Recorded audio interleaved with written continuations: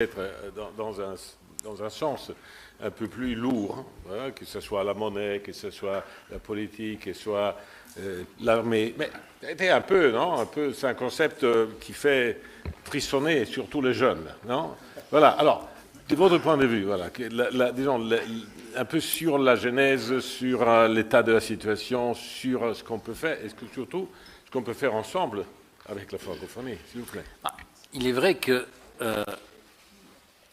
au sein de l'espace francophone, on a été secoué par 6 coups d'État en l'espace de quelques années, 6 pays qui sont dans l'espace francophone sur le continent africain. Moi, j'ai en charge depuis maintenant presque 8 ans la commission politique au sein de l'Assemblée parlementaire de la francophonie, qui n'est pas donc l'OIF, l'organisation interparlementaire. Et contrairement à elle, c'est vrai qu'on n'a pas décidé de suspendre, puisque le Mali a été suspendu puis réintégré, le Niger est toujours suspendu par décision de l'OIF. Nous, comme notre nom l'indique, on est une assemblée parlementaire. Quand il y a rupture de l'ordre constitutionnel, on est amené à constater qu'il n'y a plus de parlementaires pour venir à nos réunions. Et la suspension se fait de facto parce que la section du pays n'est plus là pour répondre aux réunions. Voilà, c'est pas une décision, c'est une constatation. Ça se fait comme ça. En revanche, moi, ce que je dis toujours à nos correspondants, à nos collègues des instances de transition, et je remercie le ministre Diop d'avoir prononcé ce mot, parce que c'est le plus important, c'est la transition. Quand il y a une rupture, il y a une transition. Et c'est un mécanisme qui est très important, puisque dans une transition, il y a la mise en place de ce qui va arriver après un coup d'État, puisqu'un coup d'État n'est qu'un instant donné. Ce n'est pas un élément permanent dans l'histoire d'un peuple, quel qu'il soit, c'est un élément. Aujourd'hui, les coups d'État sont passés, et dans tous ces pays, il y a la mise en place d'institutions qui sont des institutions de transition. Nous, ce qui est l'ADN de l'Assemblée de la francophonie depuis 1967, et le Niger en est un des membres fondateurs, c'était au Luxembourg en 1967, c'est le dialogue. Et le dialogue, nous nous efforçons de ne jamais le rompre. La main est toujours tendue, quelle que soit la nature du gouvernement ou des instances de transition qui succèdent à un coup d'État. Nous sommes toujours là pour, aider à la transition, autant que faire se peut, puisqu'il y a un secrétariat général au sein de notre institution qui peut permettre d'avoir des échanges avec les fonctionnaires des institutions de dialogue, des institutions de transition, et aussi tous les parlementaires de la sous-région. Et je crois que c'est le ministre Traoré et le ministre Diop qui disaient bien que le Sahel et l'AES, ce n'est pas uniquement les 3 États. Et le Sahel en soi, ce ne sont pas que les 5 États d'origine. Quand il y avait ce G5 Sahel, c'est aussi culturellement et géopolitiquement tous les États qui ont en partage cet espace géographique et économique qu'est la grande région du Sahel. Nous avions, depuis des années, quand il y avait encore ce G5 Sahel, commencé à créer une relation avec ce qui s'était créé au sein du G5 Sahel, qui s'appelait le comité interparlementaire G5 Sahel, avec les parlements des 5 pays qui formaient le G5 Sahel.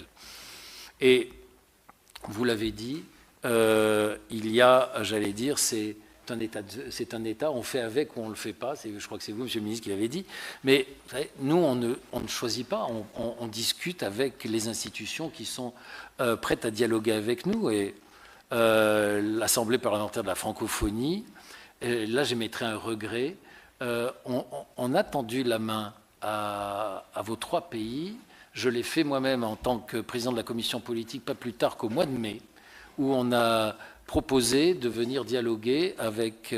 la réunion était à Luxembourg de la commission politique, aux 6 pays qui ont eu un bouleversement dans l'ordre constitutionnel, je veux dire dans l'ordre, je ne vais pas faire l'ordre chronologique parce que je finis par l'oublier moi-même, mais dans l'ordre d'ouest en est, la Guinée, le Burkina, le Mali, le Niger, le Tchad et le Gabon. Et j'ai regretté qu'il n'y ait personne du Burkina, du Mali et du Niger qui viennent, ou même, on avait même proposé que ça puisse se faire en visio, donc on avait vraiment tout organisé, et je le regrette. Je sais qu'il y a certains de représentants de vos pays qui sont à ce qui s'appelle l'Assemblée régionale africaine, mais je pense qu'on aurait tous à y gagner et tout à y gagner si on maintenait le dialogue, parce que c'est vrai qu'il n'y a pas de structure comme dans les 3 autres pays qui sont venus, c'est-à-dire Guinée, Tchad et Gabon, de structure, on va dire, embryonnaire de parlementaires d'assemblée de la transition, comme il y a au Tchad, au Gabon et en Guinée. Mais voilà, s'il y en a, venez. Je veux dire, moi, je vous fais, j'allais dire, une proposition, une offre. Je veux dire, moi, je vous attends. En plus, en termes de chaos, mon pays, en ce moment, est un bel exemple, puisque je me retrouve par le fait de la dissolution, également délégué général de l'APF par intérim. Donc, je vous le fais à double titre, en tant que président de la commission politique et en tant que délégué général de l'APF par intérim. Il y a la 49e session à Montréal à partir du 5. S'il y a des membres de vos assemblées de transition qui peuvent venir ou nous joindre en visio, ils seront les bienvenus, parce que je pense fondamentalement, Monsieur Giraud disait qu'il ne faut pas être optimiste, parce que la phrase est de Bernanos, que l'optimiste est un imbécile heureux et que le pessimiste est un imbécile malheureux. Donc je pense qu'il faut rester positif. Et en étant très positif, je pense que dans le dialogue, l'expérience commune, je ne dirais pas qu'il n'y a pas d'expérience en soi de l'Assemblée parlementaire de la francophonie, mais il y a une expérience commune de 92 parlements qui ont œuvré ensemble à avoir un idéal commun, c'est-à-dire vous le disiez, je crois, en ouverture, personne n'aime la dictature, personne n'aime les régimes où l'ordre constitutionnel est rompu, tout le monde aspire à la liberté, et c'est le souhait de tout être humain, qu'il soit né sur n'importe quel continent. Il faut cheminer ensemble, et si on peut être utile à cela au sein de l'espace francophone auquel, je pense, on appartient tous encore, ça pourra être, j'allais dire, une plus-value. On l'a vécu ensemble. Moi, j'avais un vice-président qui était malien à la commission politique. C'est pas le putsch qui me l'a enlevé, c'est hélas le Covid. Mais c'était un homme de grande qualité et avec lequel on a beaucoup travaillé ensemble. Son successeur était nigérien, là c'est le putsch qui me l'a enlevé. Mais vous voyez, cette commission politique a toujours eu à cœur d'être une instance de dialogue profond, de dialogue entre la société civile, entre les parlementaires, entre les gouvernements. Et je pense que c'est ça qui fait la richesse à l'heure où, évidemment, l'antiparlementarisme sévit aussi violemment, j'allais dire, dans l'hémisphère nord que dans l'hémisphère sud, sur tous les continents, où on est remis en cause parce qu'on servirait un peu à rien. Mais je pense que c'est peut-être ça qui fait que, en lien avec la société civile, en favorisant aussi l'accès de la société civile au débat national, on permet de faire avancer les sociétés en transition après la rupture de l'ordre constitutionnel. Voilà le témoignage que je voulais dire, maintenant à ce point du débat. Mais en tout cas, je vous remercie, messieurs les ministres, monsieur l'ambassadeur et monsieur Giraud, monsieur le ministre également, des paroles fortes que vous avez dites. Moi, je fais partie de ceux qui ont compris, je veux dire, le sens de cette alliance, et j'avoue que je n'ai pas été des plus enthousiastes.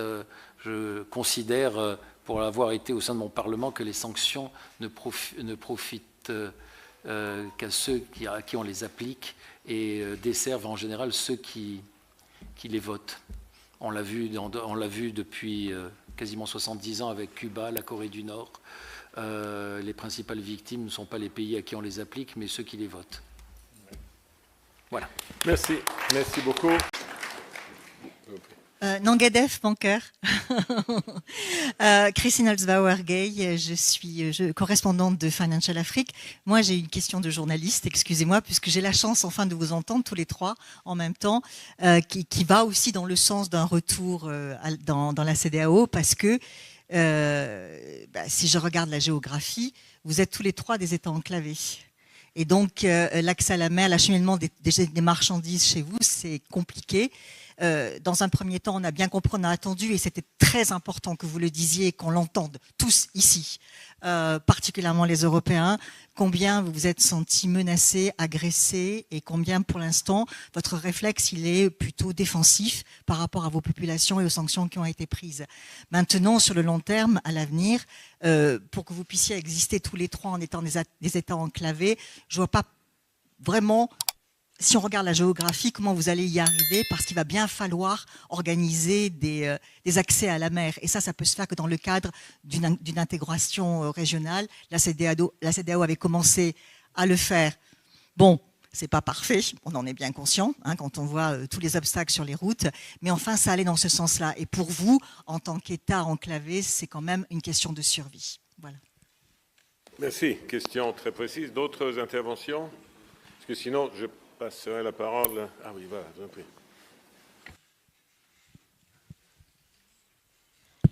Jawad Kardoudi, je suis président de l'Institut marocain des relations internationales et j'ai écouté avec beaucoup d'attention ce qui a été dit. Je pense que les grands problèmes de l'Afrique sont le développement économique et social au-delà même des systèmes politiques.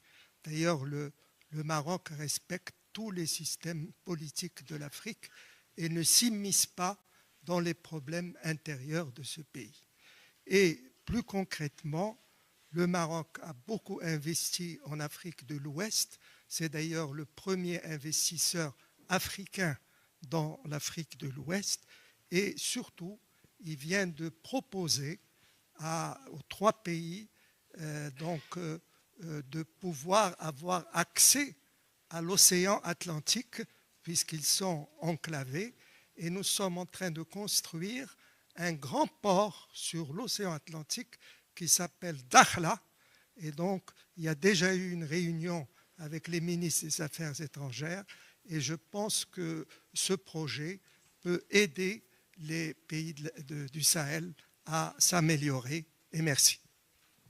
Merci beaucoup, merci.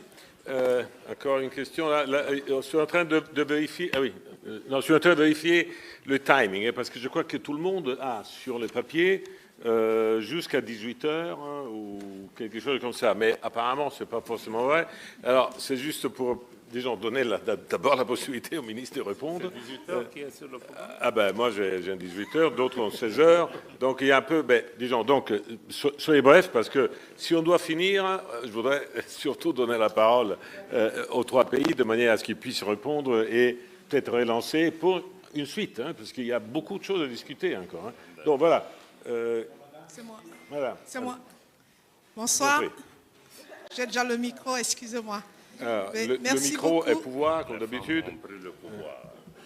Bonsoir. Voilà, j'ai déjà le micro, excusez-moi, donc je suis obligée de parler. Je vous remercie beaucoup de vos interventions et c'était très important de rencontrer ces personnes qu'on peut plus rencontrer aujourd'hui. Je suis Tiki Monekoso, je suis journaliste.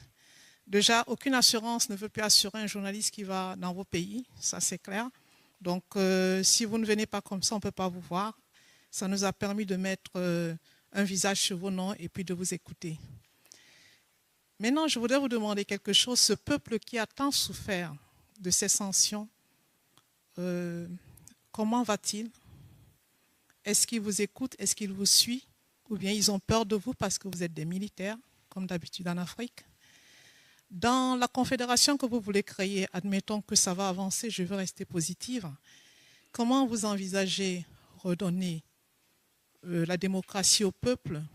Est-ce que vous envisagez faire des élections civiles ou bien vous allez faire une démocratie militaire? Bon, peut-être que vous allez nous définir ce que c'est. Ce qui est important à la fin de la journée, c'est de savoir comment les Maliens, les Burkinabés, les Nigérians, ils vivent concrètement ce qui se passe. Merci beaucoup.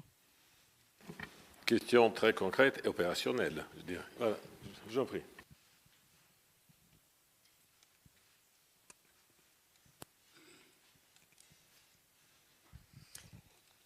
Bonjour, je m'appelle Fatoumata Sidibé, je suis auteure et députée honoraire du Parlement régional bruxellois. Et merci vraiment pour l'éclairage de cet après-midi qui a permis vraiment de comprendre l'AIS. J'ai eu l'occasion de voyager beaucoup en Afrique ces derniers mois et j'ai eu beaucoup de soutien des populations qui disent « nous sommes fiers », les jeunes surtout, nous sommes fiers de ce qui a été mis en place. Alors moi j'ai une question par rapport à Monsieur Miro. Qui a dit Giraud, Monsieur Giraud qui a dit une phrase qui pose question, c'est pas la démocratie parce que tout le monde la veut, mais la crédibilité de celles qui la défendent. J'aimerais vous entendre par rapport à cela parce que la démocratie est une notion très fluctuante. Elle est quand même importée de l'extérieur par rapport à nos pays.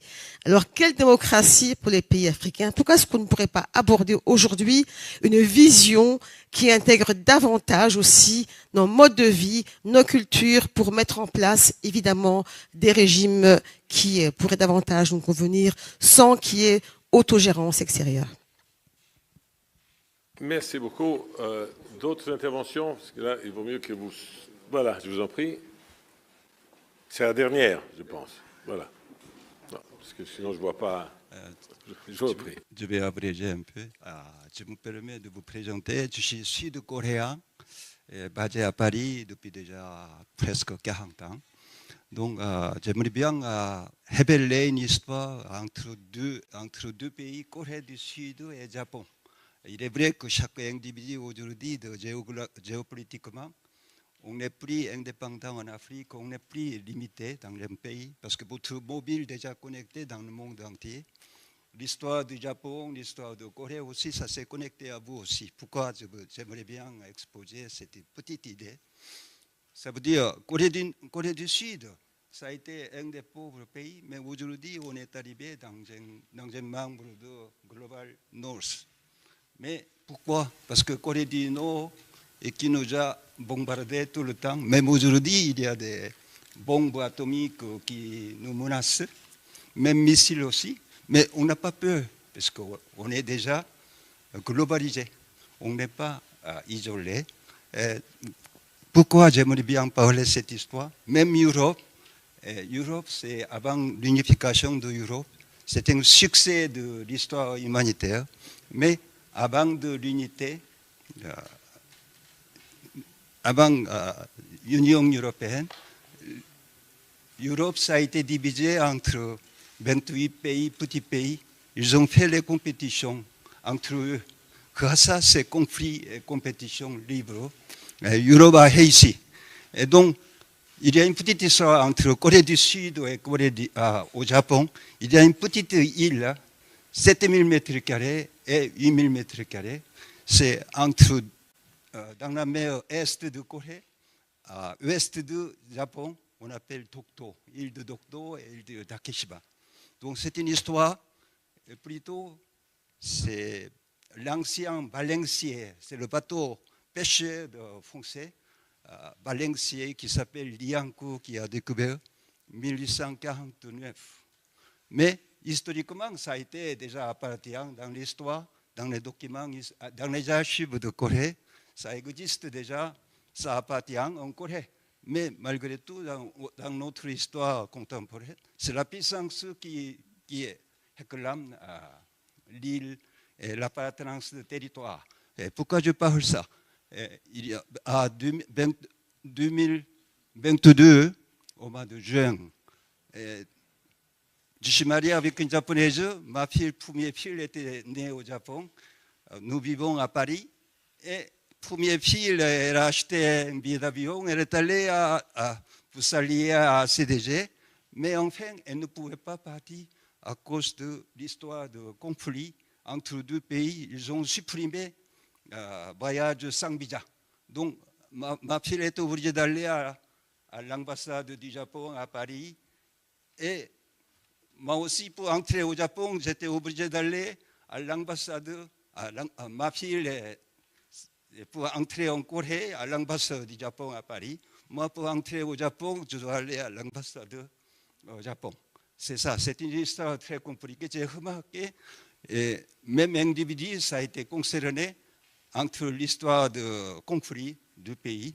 Donc, j'aimerais bien vous parler une idée entre des conflits. Au lieu de conflits, comment on pouvait avoir une prospérité mutuelle. C'est mon sujet. Ça veut dire, c'est une île entre deux pays. Et tout petit, on ne peut pas vivre. Aujourd'hui, il y a à peu près une cinquantaine de policiers coréens occupés pour garder. Mais il y a beaucoup de tourisme, il y a au moins 5 croisières coréennes. Il y a un dynamisme de croisière et de tourisme.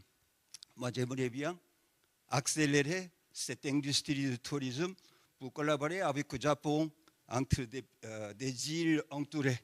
Ça veut dire, j'aimerais bien proposer, comme une Monaco de la France. Monaco, c'est une micronation. Et la défense de Monaco dépend de la France. Mais à la frappée politiquement, de la France, ça a été accordé. Mais Monaco, jusqu'à dans les années 80, plus de 50% de ressources, ça vient du casino de Monte Carlo.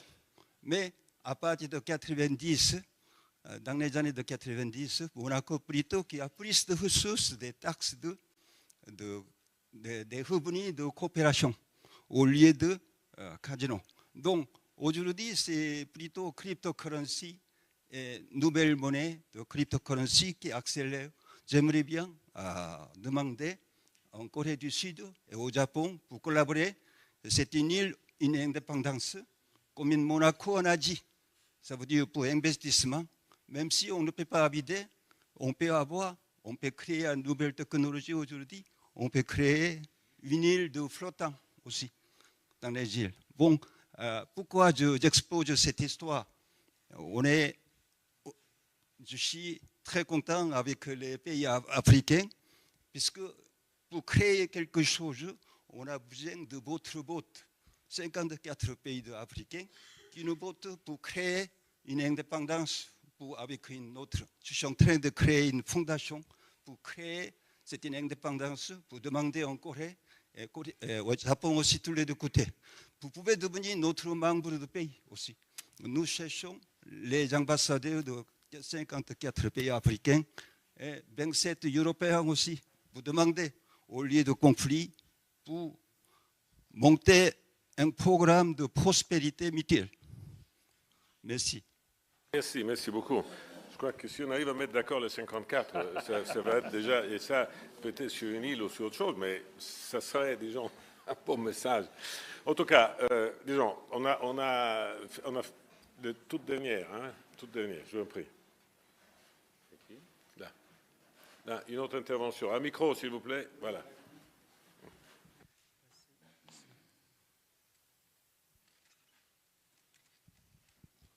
Merci beaucoup. Ça marcherait. Merci beaucoup. Monsieur le Président, avec votre permission, je voudrais réagir pour répondre à 2 dames qui ont posé et soulevé des questions ici concernant la légitimité ou l'acceptation des régimes actuels en place dans ces pays.